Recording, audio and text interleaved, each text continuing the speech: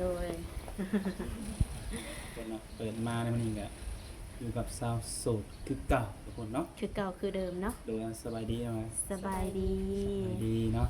คือแล้วมันนี่กันมาพบมาพอกันอีกแล้วทุกคนเนาะ โดย หลายๆคนก็คือชีรู้จักกับน้องเพิ่นเนาะ อืม ก็เคยล้มบ่หรือว่าคนเข้ามาใหม่อาจจะบ่รู้จักน้องมาเนาะ โดยได้นำซื้อใหม่ในดูน้องหละ ลองซื้อน้องหลานน้อย น้องหละน้อย ปัจจุบันนี้อายุจักปีน้องหละ 19 อายุ19 ปีเนาะอืมเป็นอะไรจะฐานะหัวใจทุกมื้อนี้ สดคือเก่า เก่าเนาะทุกคนเป็นได้น้ำลายคือว่าโสดแท้ อืม บ่มีคนลง บ่มีคนลม คือช่วงก่อนๆเนาะที่เฮาถ่ายทำหรือว่าถ่ายคลิปเปิดใจน้องเนาะช่วงนั้นมันมีมันบ่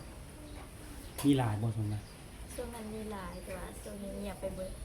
น้องพ่อจะรู้สาเหตุอยู่บ่ว่าเป็นหยังเพิ่นต้องเงียบไปหันนะ บ่ฮู้คือกัน โอ้คือการบอก เพิ่นบ่เลยบอกแม่นบ่ แม่เพิ่นบ่ได้บอกเงียบเลย เออ แต่น้องก็มีเวลาคุยนำ FC อยู่บ่ มีตลอด มีตลอด อืม แสดงว่าคุยกันแล้วมันก็ต้องมีบางเรื่องที่อาจจะบ่ตรงกันนั่นล่ะเนาะ โดย เพราะว่าการเปิดใจเนาะหนึ่งเฮาก็มีสิทธิ์เลือกสองเพิ่นก็มีสิทธิ์เลือกคือกันเนาะนะมีแต่ว่ามามื้อนี้คือน้องโสดก็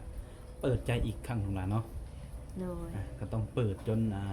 จนเฮาพอไปล่ะเนาะ โดย ในเมื่อเฮาตัดสินใจที่ว่าจะออกสื่อแบบนี้แล้ว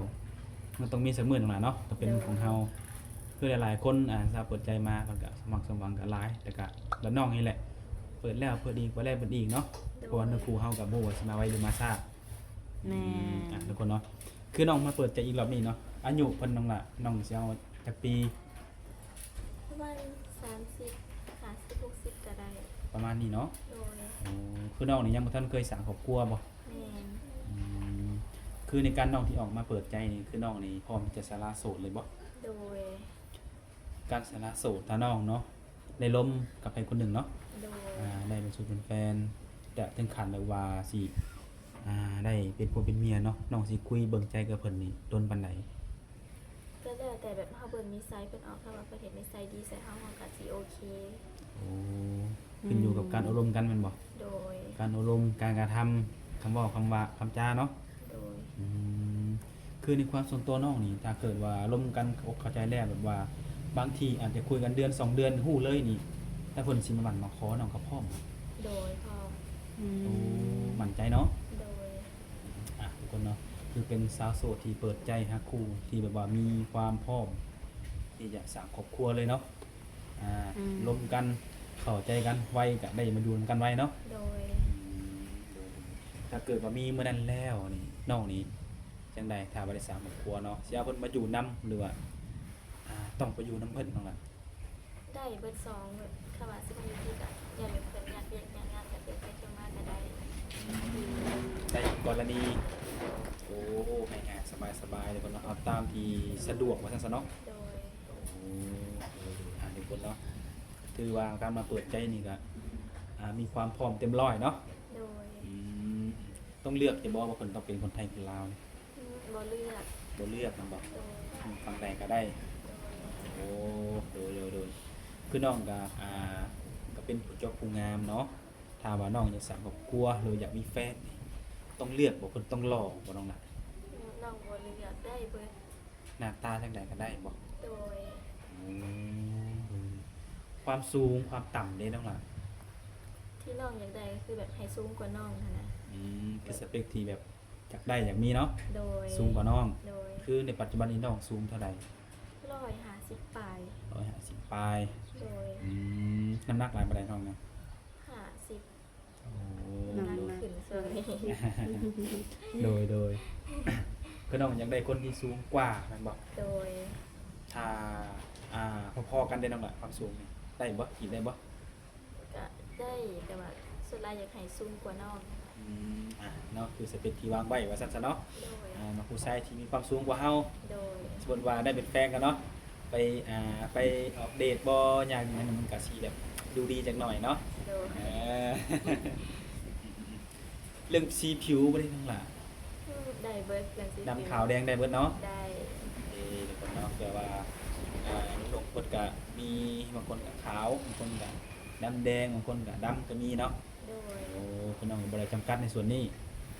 โอ้ดูอ่ะคือน้องมาเปิดใจเนาะทางพ่อทางแม่เพิ่นก็เห็นดีเห็นพร้อมนํอยู่บ่ โดย ปรึกษากันแล้วบ่ โดยปรึกษาแล้ว แม่เพิ่นก็เห็นดีนํ โดย มีเอื้อยมีอ้ายมีน้องบ่ มี มีกันจักคนทำเบิด ลูกทั้งน้องกับผู้ได้4คนมีแต่ผู้หญิง โอ้ทางแม่มันมีลูกสาวเบิดเลย แม่น ทางเอื้อยสร้างครอบครัวหมดแล้ว สร้างไว้แล้ว ยังแต่น้อง แม่น ยังเคยล่าว่าซั่นซะเนาะ โดย โอ้สงสัยทางพ่อแม่เพิ่นยังได้รถเคยล่าแล้วเบิ่งนี่ ดูทุกคนเนาะ ก็ถือว่าน้องทุกคนมาเปิดใจเปิดอีกรอบก็ย้อนว่าเพิ่นมีเปิดไปแล้วก็เพิ่นมีคนทักมาโอ้มาล้มเนาะจู่ๆเพิ่นก็เงียบหายไปอืมแต่ทางติดต่อของน้องได้สันมีการเปลี่ยนแปลงกับบ่ แม่นน้องดินไล่ใหม่ โอ้รายเก่าเป็นยังไงน้อง ไล่เก่าอันนั้นให้แม่ดิน โอ้ปัจจุบันนี้น้องนี่ได้สร้างตั้งรายขึ้นมาใหม่ แม่น เอาถ้าเกิดว่า FC คนใดอยากโอ้ยิงลมก็ต้องเข้าสู่รายใหม่เท่านั้นเนาะ โดย วันแอปได้เปลี่ยนบ่ เปลี่ยน เปลี่ยนหมดเลยแมันบ่ โดย เอาก็สิได้แจ้ง FC เนาะหรือว่า FC คนที่เคยล้มน้องหรือบางทีไปคุยผู้สาวนั่นอื่นแหละบ่คือคุยกับน้องละน้อยอยากกลับมาคุยก็ต้องเอาไลน์ใหม่เนาะไลน์ใหม่วันแอปใหม่เนาะทุกคนโดยทักทายมาทางแอดเฮาแหละเนาะเฮาก็สิแจกให้คือว่าแหละทุกคนอืมกินข้าวกินน้ำแล้วบ่มามื้อนี้ กินแล้ว ได้ยังกินน้ำแบบมื้อนี้ แม่เป็นต้มข้าวเปียก เฮ็ดข้าวเปียกกินบ่โอ้แม่อยู่เฮือนบ่มื้อนี้ แม่ อืม โอ้มื้อนี้แม่เพิ่นมาเฮือนเนาะมื้อนี้ เพราะว่าโดยปกติแล้วประมาณนี้แต่ว่าแม่อยู่นาเนาะ โดย ผมจะได้เข้ามาพักผ่อนบริวารใด เขามาขายเครื่อง ๆขายเครื่อง โดย ขายยังลงหลักขายเครื่อง แม่เป็นขายผัก ขายพัก โดย เพิ่นปลูกไว้อยู่นาน่ะบ่ แม่ โอ้อ่ะก็ถือว่าอยู่ในเฮือนเนาะเฮือนน้องอาชีพหลักนี่มีบ่น้องล่ะ อาชีพหลักที่เห็ดนาแต่ว่ายามแรงกับสิปลูกผัก อืมหน้าฝนเห็นหน้าเนาะ แม่ แล้วให้หน้าตกฤดูแล้งก็ปลูกผักปลูกหญ้าปลูกมะเขือมะแตงบ่ แม่ อืมดูก็คือทุกมื้อนี้ได้สนองได้ไปเฮ็ดเวียกเฮ็ดงานทางใดอยู่บ่ ยังบ่ทันได้ไป เป็นจังไดน้องล่ะ ว่าสิลงไทยแต่ว่าเงินเห็ดบัตรยังบ่พอเลยยังบ่ได้ไป คือเป้าหมายนี่อยากเป็นงานอยู่ไทยแม่นบ่ แม่ เงินเห็นบัตรยังบ่พอ แม่ คือความหมายน้องมีอยู่แล้วส่วนหนึ่งแมันบ่ แม่ โอ้เฮ็ดบัตรหลายปานใด น้องยังบ่ฮู้ยังบ่ได้ไปถามเพิ่นแต่ว่าเก็บเงินก่อนแต่น่าสิบ่พอหรอก น้องเก็บได้เท่าไหร่แล้วปานใด 3,000 4,000นี่แหละ ประมาณ 3,000 หรือ 4,000แม่นบ่ แม่ อยากเฮ็ดบัตรอยากไปเฮ็ดงานอยู่ไทยอืมถ้าเป็นงานอยู่ไทยน้องมีงานแล้วบ่ มีแล้วนะสาวหาให้แล้ว เป็นงานหยังน้องล่ะ งานทานอาหาร งานอาหาร อืม อยู่แถวใด เที่ยวชลบุรี ทางชลบุรีโอ้คือมีเอื้อยบ่อยู่พุ่นน่ะ แม่มีน้าสาว มีเอื้อยมีน้าสาว แต่ว่าคนที่หางานคือน้าสาว แม่ ถ้าลงไปก็ต้องอยู่กับน้าสาวแม่นบ่ แม่ อืม เงินเดือนสูงบ่อยู่ เงินตายเงินสอง รายละเอียดเพิ่นก็ได้บอกว่าแบบการกินอยู่จังได ยิ่งอยู่น้ำเขาแต่ว่าของเขาต้องได้สั่งเอง โอ้ก็ใครกว่าซื้อกินเองเนาะ โดย เพราะว่าค่าเช่าห้องมันคงที่นะน้องหลานเนาะแต่ว่าเรื่องกินนี่หว่ามื้อกินน้อยกินหลายแท้เนาะ โอ้ก็คือมีงานมีหยังเรียบร้อยเนาะ โดย ขาดแต่ว่าเงินเสียบัตรลงน้องหล่ะ โดย ก็ดีคือกันเนาะน้องมาเปิดใจถ้าเกิดว่าน้องได้ไปงานอยู่ไทยเนาะส่วนมากแม่นจะมีแต่หนุ่มไทยเนาะมาจากชาวลาวเพิ่นว่าเพิ่นอยากไปแวะไปเยี่ยมไปยามเนาะน้องเพิ่นอยู่ชลบุรีบ่ โดย แต่ว่าในตอนนี้น้องคนยังบ่มีโอกาสเดี๋ยวคนเนาะยังเก็บออมเงินในเรื่องการเฮ็ดบัตรเนาะถ้าว่ายังได้เพิ่มอีกลายไปน้องหลานมาตื่นใส่ของน้องเลย ไปถามเขาแล้วอะประมาณรวมทั้งเบิดก็จะเป็น11,000นะ โอ้ ยังบ่พอ ดู อืม บัตรด่วนบ่ แม่ เฮ็ดดูเร่งด่วนเลยมันบ่ แม่ ก็แสดงว่าทางห้างเพิ่นก็ต้องการคนงานด่วน แม่ อืม ว่าก็แม่นได้หน่อยแล้วน้องหลานเนาะ โดย แล้วเงินจากการที่น้องเก็บออมมันน้องเฮ็ดหยังน้องล่ะ น้องเส้นลายกับแบบสีไปคลายเกลือเห็ดซอยเขาแล้วก็ถ้าเกิดมันเป็นโอนมาหายแน่แล้วก็เก็บออมใส่กันไว้ โอ้เป็นว่าเก็บ10เก็บ20เนาะ แน่ ก่อนลงใส่กันโอ้คนเนาะคนเนาะก็มีแต่ว่าถ้าหากว่าผู้ใดน้องคนใดไปหรือว่ามีโอกาสเนาะได้ทางไทยได้เฮ็ดงานญี่ปุ่นทางหนุ่มเนาะแวะเยี่ยมยามแหน่อุดหนุนเพิ่นแหน่หรือว่าสิไปจีบก็ได้เนาะน้องล่ะ โดย คือในกรณีที่น้องมาเปิดใจได้แบบเพิ่นอยากมาหาน้องอยู่เรือนอยู่ซ่านนี่ได้ใช่น้องล่ะ มาได้ ให้มาแม่นบ่ โดย ทำเบิ่งตัวจริงเนาะ โด เบิ่งตัวย จริงเบิ่งเรือนซ่านการเป็นอยู่ของน้องว่าเป็นแนวใดเนาะก็สิหับได้บ่สิซ่านต่อก็ได้บ่น้องล่ะเนาะ โดย ที่น้องเคยลมที่ผ่านมาน่ะส่วนมากมีแต่หนุ่มไทยบ่ แม่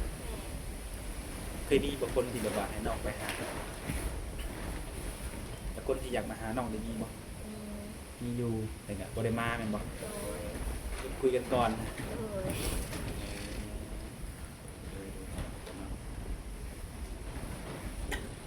มื้อนี้ก็ถือว่าอากาศลมเนาะน้องหลานเนาะมื้อนี้ โดย มื้อนี้ลมมาเฮือนน้องเท่าใดลมเถื่อ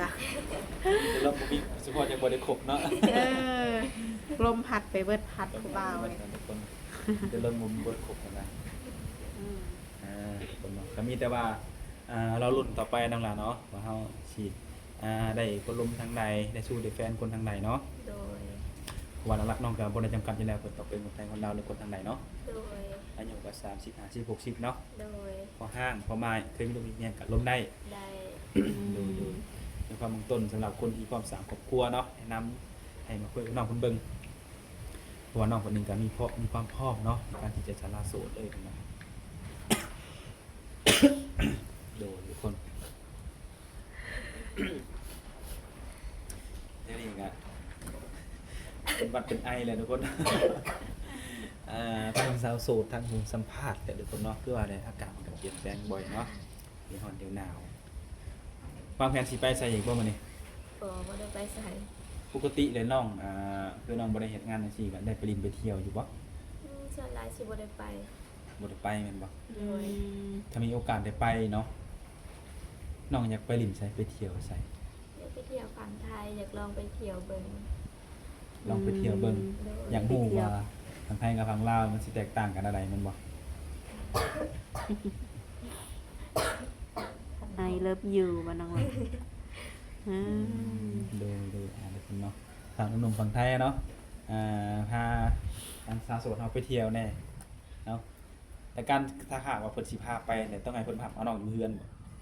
โดยมาหลักเอาก็ได้เดี๋ยวเราไปแบบทั้งหมดทหารแล้วก็ให้เพิ่นมาหลักเอา โอ้แบบนี้ก็ได้กันเนาะยันว่าต้องมามาขออนุญาตทางแม่ว่ามันสิพาลูกสาวไปเที่ยวเด้อจังว่า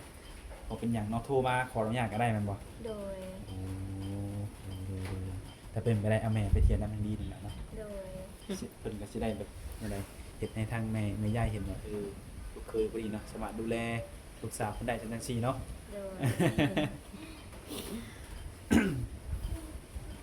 โดย โดยทุกคนเนาะก็ถือว่าแล้วทุกคนเนาะมามื้อนี้เฮาก็บ่มีหยังหลายดอก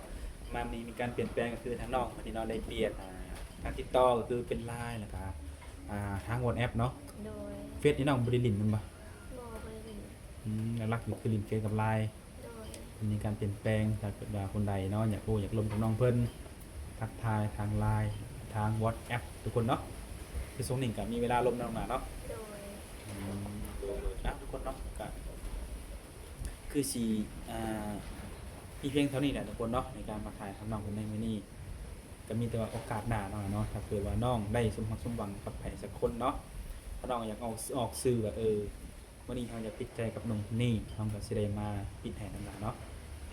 โอเคทุกคนตามต่อไปมื้อนี้สิได้ขอจะคลิปกลับก่อนพบกันในคลิปหน้าเนาะสบายดี สบายดี